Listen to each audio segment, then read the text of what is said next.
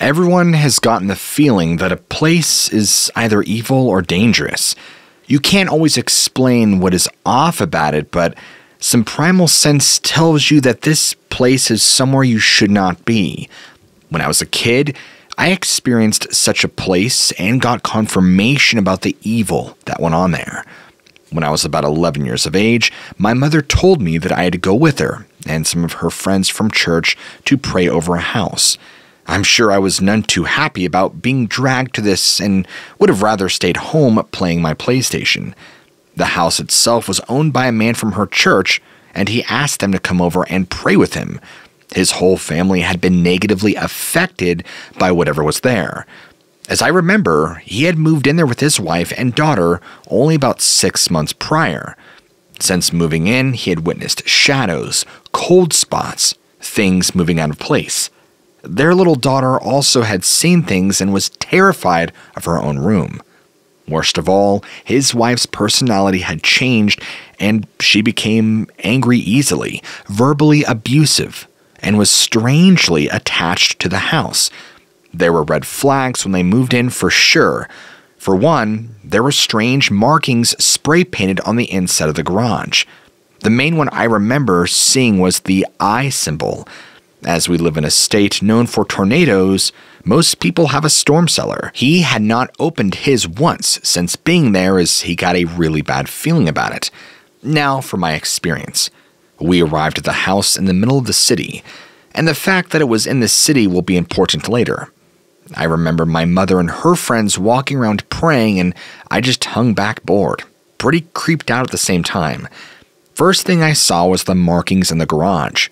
Some of them were probably basic graffiti, but some, as I mentioned prior, were symbols and markings that gave me the creeps.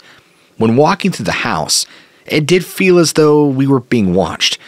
There was also that heavy oppressive feeling, one that I would recognize now as both despair and anger, if that makes sense. In short, there was something off about this house. And yes, there were random cold spots too. While they were inside praying, I went back outside and just messed with bugs and stuff. This was the 90s, so I didn't have a phone or anything to keep me occupied. Eventually, they all came out of the house and went to the storm cellar. The storm cellar had never been opened or messed with. They had decided they would all open it together. What I saw next terrified me and has remained ingrained in my memory ever since. When the door was lifted, a smell emanated from inside. It was the faint smell of decay. And at the bottom of the storm cellar were the flattened, decayed bodies of dead animals. There were a dozen or so decayed bodies of cats and chickens. Keep in mind, this was in the middle of the city, and there was no one with chickens nearby. They had obviously been dead for a year or so, if not more. Experiencing that evil feeling being confirmed with evidence of nefarious activities had changed my view of things at that age. Whoever had owned that house before that man was obviously into some very dark stuff, and it's not something I would like to experience again. I do not remember what happened with the man, whether he and his family moved or if their situation got better. I sure hope it did. I began my new job at Will Rogers Airport. I say new job, but I was really just moved to a different airline and working in the same ramp agent position. Now, I have to tell you that I have this crippling fear of heights, and my least favorite part of being a ramp agent is when I have to climb in the cargo bin on a rear loading plane. I mean, it's about 20 feet above the ground. Now, this particular night was a strange mix of a few factors creating an uneasy feeling. The first ambiance setting condition is it was raining.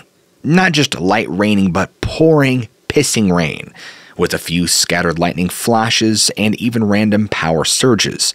Every now and then, we have dead bodies transported in the cargo bins. This was one of those occasions, and tonight was my lucky night. Apparently because my manager told me I was throwing this plane. Throwing meaning I was pulling the cargo out of the bin. It was the last plane for the night, and there wasn't very much cargo beside the body. My coworker John pulled the ramp loader to the plane and raised it up so I can walk up the conveyor belt to enter the bin. About 4 other coworkers come over with a baggage tug for the cargo. I say to everyone in a louder than normal tone because the rain was loudly smacking the metal shell of the airplane. "I hope you all are ready. I'm not trying to be in there all night." John laughed and said, "Don't worry about it. Maybe you can make a new friend in there," in reference to the body. I didn't think it was funny, but I just chuckled to him and told him to shut up and let's keep going. I climbed into the small, cramped space and sat in the bin, as far from this human-sized white cardboard box as I could, pulling out my phone out of my pocket and selecting a playlist to listen to while I throw the bin. I find a good one and I start working. The conveyor belt moves at a snail's pace, and you have to wait until they scan each individual package, so I can't just throw them as fast as I want to get out of there. Now, about 10 minutes into it, I'm getting closer and closer to this box, and my music stops playing. I've had earbuds that short out when they get wet, so in the front of my mind, I automatically assume that rain has somehow got on, and I just needed to shake a little water out of them. But they were bone dry. I pull up my phone and I check Spotify to see if there is a glitch or possible problem with the app, and I see I have an unread text.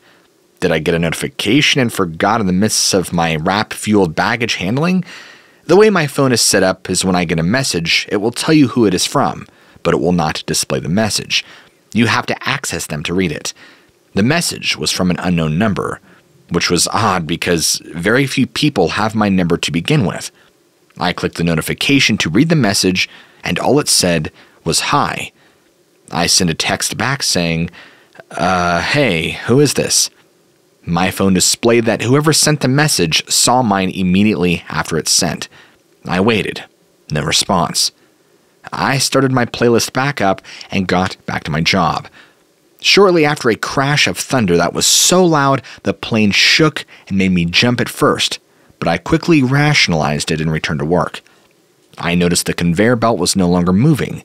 I yelled to John, "What the hell's going on out there? Why did it stop?" John replied, "Darn thing ran out of gas. We're going to take this load of cargo to drop off while we get another loader over here. Sit tight."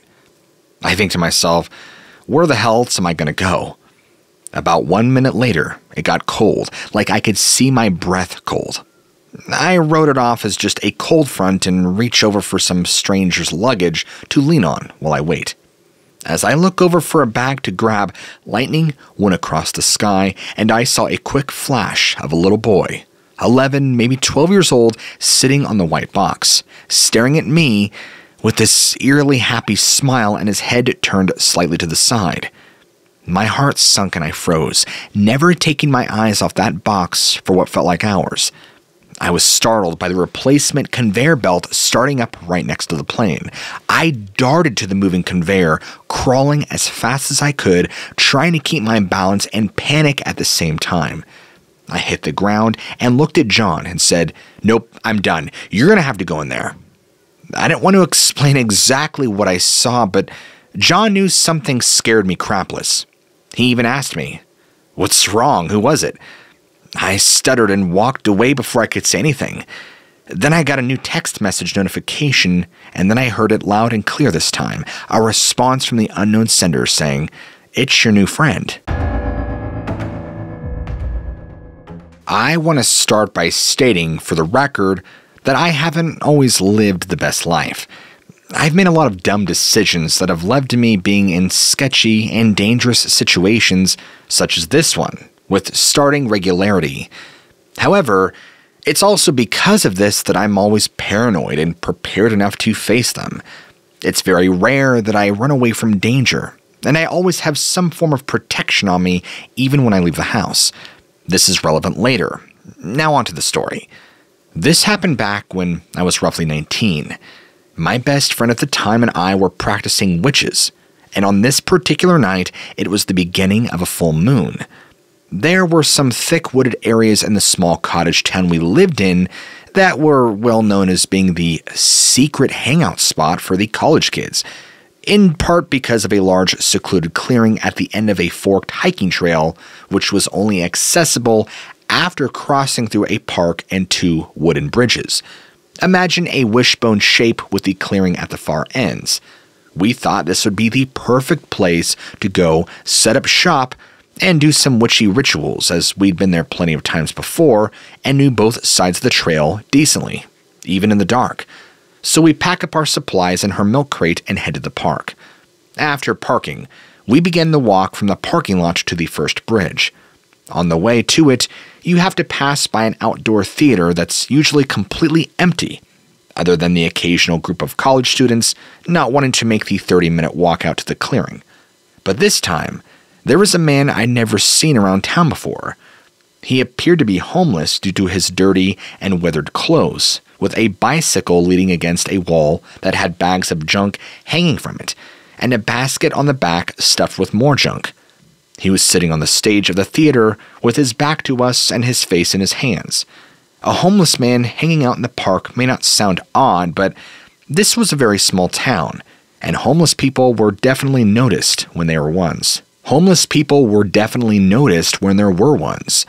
Since his back was to us, we figured we could slip away without him noticing us. So we did and continued our hike out to the clearing. We got out there without issue and began sitting up as the full moon was almost right overhead. We started on our work. I let her go first so I could double check the perimeter to make sure we're safe and alone before coming back to sit with her and watch, but still listening for any sounds of animals or lurkers. It was then that I heard rustling from the direction of the trail side we'd come from. I jumped up, flicked open my pocket knife, turned to face whatever had made the noise. From our spot in the clearing, it was about 10 feet from the dark trail ending, but the moon's light was just enough for me to catch a glimpse of something quickly ducking back into the surrounding brush. I quietly whispered to my friend what I'd just seen and to start packing the stuff up right now. She looked at me wide-eyed and did as I said while I kept my eyes trained on that spot. As she picked the crate up, we heard something else coming from the woods. It was quiet but gruff laughing. I shouted at the sound and they needed to F off, and that I was armed, but whoever was watching us just laughed louder. My friend started to panic and hiss to me that we needed to go, but the only other way out was the other side of the trail that we didn't know as well. The sound of more twigs snapping and rustling as whoever it was started to come out of their hiding place made up her mind. She took off towards the other side of the trail. As she did, I heard the tearing of more brush, like whoever it was trying to fight their way through the dense area to cut her off. Her safety being my biggest priority, I followed after her, but when I started running, the noise got quieter. Not gone, but like the person was taking their time getting through. We made it a quarter of the way down the trail, hearing the occasional twig snapping or brush rustling along the way, before I turned my phone's flashlight on so we could hopefully get down the trail faster without tripping. A few minutes after I did, there was suddenly stomping behind us, like somebody was booking it towards us. I spun around, ready to defend us, light still in hand, and that's when I finally got a good look at our pursuer. It was the homeless man, his face dirty and beaten up, but his eyes are what shook my bravery. It was clear he was on some kind of substance because his pupils were almost the size of his irises, and his rotted teeth were bared and clenched together so tightly it looked painful. He stopped dead in his tracks, ran back towards the clearing after the light hit him, which was my cue to do the same towards the park. We ran as fast as we could, and after that, only stopped for a breath when the bridge came into sight. We breathed a sigh of relief that the man didn't seem to have chased us the rest of the way, but as we crossed the bridge into the artificial light of the park, we looked back and saw his junk-packed bike, half covered by a tarp and dead brush thrown over it, as if to try to hide his presence to anybody else who had passed by. She ran ahead of me across the bridge and towards the car, but I continued to stare a little longer. I swear I saw his face peek out from the trail with a huge grin on it. That sent a shiver down my neck, and I raced after my friend.